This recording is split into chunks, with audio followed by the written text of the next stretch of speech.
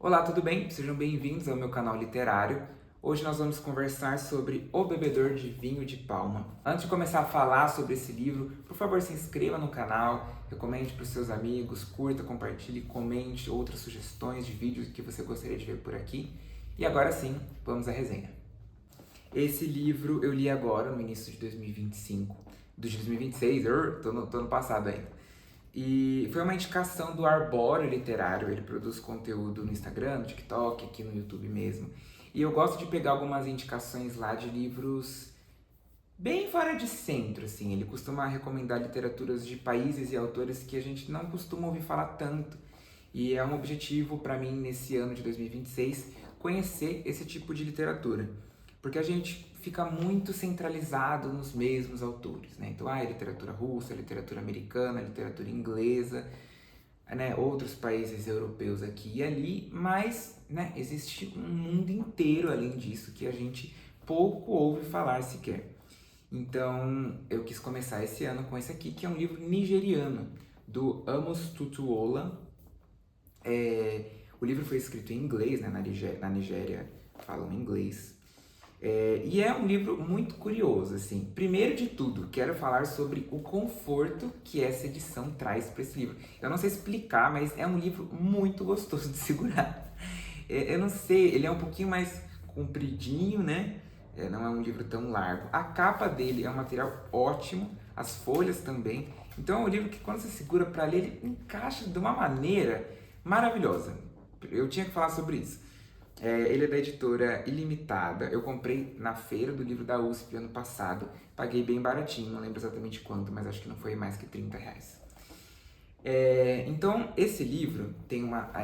O título é uma sinopse, né? O bebedor de vinho de Palma e seu finado fazedor de vinho na Cidade dos Mortos. Essa é a trajetória do nosso protagonista, que não tem nome. Mas a maneira como essa trajetória aqui acontece é muito surpreendente. É um livro que você não sabe para onde ele vai. Então você vai se aventurando realmente nas páginas e de repente acontecem coisas absurdas ou algo que você realmente não está esperando. Partes que você acha que o narrador vai se demorar um pouco ali naquele tema e ele passa raspando, ou outras que você acha que vai ser curta e de repente ele aborda bastante aquela temática. Você encontra algumas semelhanças com outras figuras aqui, muitas coisas são novas, você é um pouco. Você não consegue nem imaginar direito a cena, porque sai um pouco desse molde convencional que a gente está atrelado, e é muito interessante porque, né, justamente diversificando um pouco dessa narrativa que a gente está acostumada a ter nos romances, sobretudo europeus, etc., que é muito psicológico, é muito aprofundando na mente desses personagens. Aqui não. Aqui é uma narração muito mais externa do que interna, apesar de ser em primeira pessoa. E é muito oralizado. É um livro que você lê e parece que alguém está te contando essa história. Parece que você está assim, de frente com o narrador e ele está te contando essa história. Inclusive, a forma como ele escreve é baseado na fala. Não é da maneira como a gente transforma os nossos pensamentos em escrita. Ele escreve exatamente de uma maneira falada, inclusive conjugação de verbo e etc. Isso foi trazido, né, para a tradução, mas no original ele faz dessa forma. Ele pensa mais nesse inglês falado do que na questão escrita, com todas as suas formatações, né? E isso é muito interessante. É um livro que mergulha na cultura iorubá, que mais uma vez, por uma questão de centrismo, a gente acaba não conhecendo muito bem. Então, muitas coisas soam novas aqui. E no finalzinho tem uma autobiografia curta, né, do autor, que ele conta um pouco dessa trajetória dele. Ele só fez até o sexto ano, né, até a sexta série. Ele não conseguiu concluir os estudos por uma série de questões, principalmente de trabalho. E isso é muito interessante também porque tira um pouco a escrita, a literatura, etc., desse lugar um pouco academicista, né? Onde a gente, só uma pessoa muito estudiosa, com mestrado, doutorado, etc., pode escrever bons livros, né? Infelizmente a gente tem um pouco essa visão. E não, ele tem vários escritos, esse aqui é um deles. E é muito interessante, assim, é um livro curtinho, tem 115 páginas, se eu não me engano.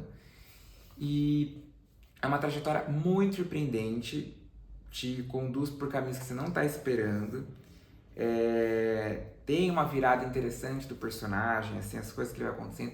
Em alguns momentos é bem forte, assim, né? Nesses momentos eu falo que me lembra um pouco mitologia grega, sabe? Que acontece, assim, grandes absurdos, como se fosse, assim, comprar pão na padaria.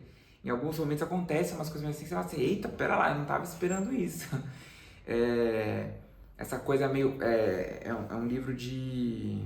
Né? É uma literatura fantástica, né? Então, alguns itens, assim, pra gente, né? Na forma como a gente é educado, soa semelhante com esse lugar da mitologia.